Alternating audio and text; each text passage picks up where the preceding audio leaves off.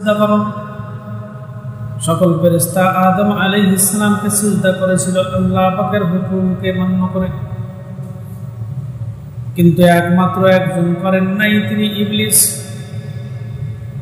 আল্লাহ পাক রব্বুল আলামিন তাকে জিজ্ঞেস করেছিল, মা মানাকা আল্লাহ তাসজুদা ইদ আমারতুকা, হে ইবলিস, তোমাকে সিজদা করতে কিসে বাধা প্রদান করেছিল?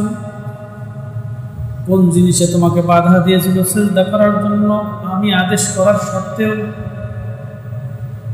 আল্লাহ পাক যখন ইবলিসকে জিজ্ঞেস করছিল যে তুমি সিজদা করলে না কেন, আমি তোমাকে সিজদা করার জন্য নির্দেশ দিয়েছিলাম।